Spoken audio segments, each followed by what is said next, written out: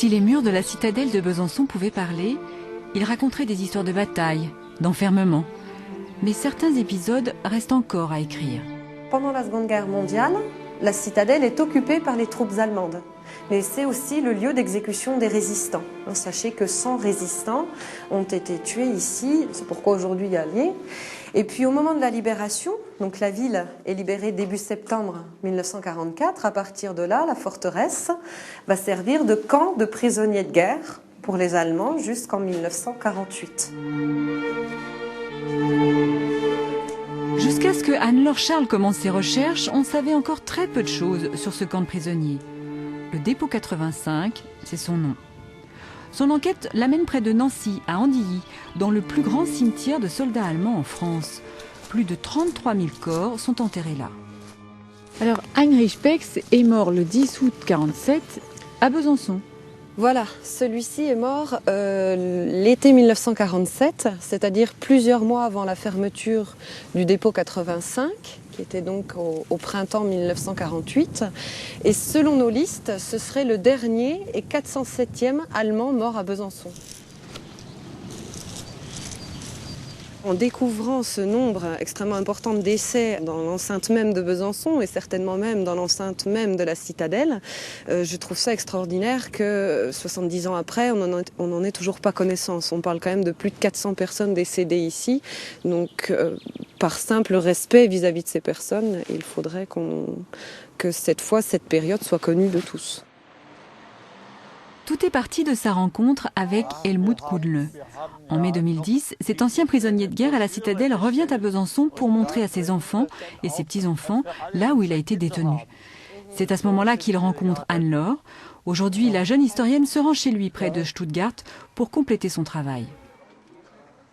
Alors ça, on en a besoin, puisque là, justement, on a la preuve que vous avez été démobilisé le 19 avril 1948. Oui. Ça veut dire qu'à partir de là, on le sait maintenant, hein, le camp ferme le 1er mai 1948, mais avant que moi j'ai ce document-là dans les mains, je ne savais pas, on ne savait pas, dans nos archives on ne savait pas, on croyait que le camp, le dépôt 85 avait fermé en 47. Oui. C'est ce document-là qui a déclenché toutes les recherches en fait.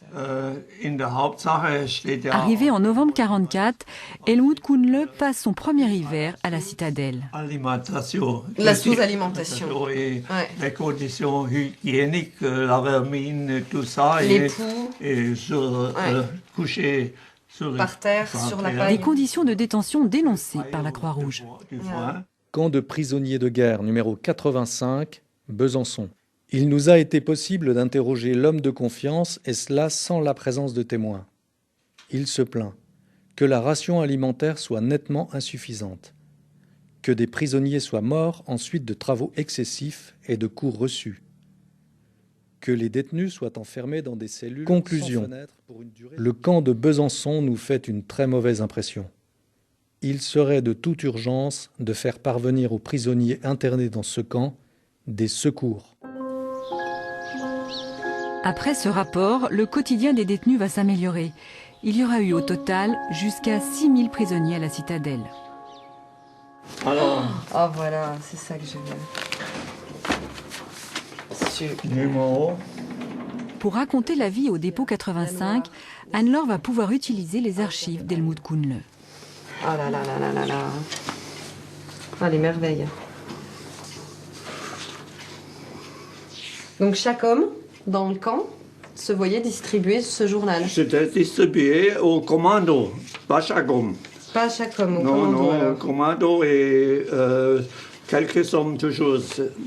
On n'avait pas tellement de papier, c'était bien sûr, ouais. Comme ça. Et c'était imprimé à la citadelle. Oui, c'était pas imprimé. On a tourné là les matrices, disent man das. On avait reçu un appareil pour imprimer des choses. Oui, copier. Maintenant, Helmut Kudle voudrait que cet épisode soit connu de tous. Je voudrais seulement que les jeunes aussi, les jeunes gens, le savent aussi. C'est une nouvelle génération qui vit heureusement sans la guerre. Mais d'après mon avis, ils doivent savoir ce qui s'est passé dans l'histoire. Et je lui ai dit, comme c'est pas moi seul, il faut connaître la vérité, mais sans accuser aujourd'hui les uns ou les autres. La paix sans esprit de revanche. Des Français l'ont également voulu. À partir de l'été 45, Helmut Kuhnle va partir en commando de travail à la campagne, chez la famille Pouet. Mon grand-père, qui était un grand mutilé de la Première Guerre mondiale, il avait le bras droit en moins, trépané, des éclats d'obus encore dans le corps, est arrivé vers les Allemands et leur a tendu sa main gauche pour les accueillir en leur disant « Nous sommes tous des hommes ». Et je l'imagine se tenant très droit, probablement très ému. Et pour les Allemands, ça a été un moment très important. Un accueil qui fonde l'amitié entre ces familles françaises et allemandes. Helmut revient régulièrement à Besançon. Françoise, la petite fille de l'exploitant agricole, est même devenue professeure d'allemand. Après-guerre, la paix entre voisins a guidé la vie d'Helmut Kuhnle. L'entente entre les hommes doit être devant l'entente des États, parce que l'État seul ne peut pas faire des ententes si les hommes ne sont pas d'entente. Alors je crois que c'est très important qu'on a beaucoup de jumelage et d'échanges entre nos peuples pour que les gens se connaissent et puis pour que les jeunes et les gens voient, comme je dis tout à l'heure, il y a les mêmes hommes de ce côté et de l'autre côté. Bonjour. Qui aurait dit, il y a 60 ans, qu'une universitaire d'origine allemande allait diriger le mémoire d'Anne-Laure Charles sur le dépôt 85. Parce qu'il y avait quand même une... Stéphanie Crapotte est spécialiste des relations franco-allemandes, en particulier à travers les caricatures. Steinpilz. Voilà, donc ça c'est un petit livre qui a été écrit et imprimé dans le dépôt 85. Ça a été édité à 500 exemplaires. Ça a été distribué à quelques personnes. Donc Helmut en avait un et il nous l'a donné. Donc c'est un recueil de poésie assez humoristique, de dessins également qui traite du quotidien des PGA à la citadelle. Donc c'est vraiment chapitre par chapitre. Et leur quotidien, leurs différentes tâches va être tracé ici, mais de manière assez drôle. Et être homme et plus prisonnier, donc visuellement. Dan Mimmer, prisonnier. Oui. Ouais. Il y a plein de guides touristiques qui parlent de la citadelle. J'ai traduit des guides touristiques qui parlent de toutes les époques et pas de celle-là. C'est un non-dit, c'est occulté. Et aujourd'hui, je pense que nous sommes suffisamment mûrs dans la mémoire collective aussi pour l'aborder. Le temps est venu d'en parler. Et justement d'apporter cette richesse sans que cela déclenche ensuite des polémiques à n'en plus finir. Je n'y crois pas à ce danger-là. C'est aussi à nous de l'aborder avec sensibilité.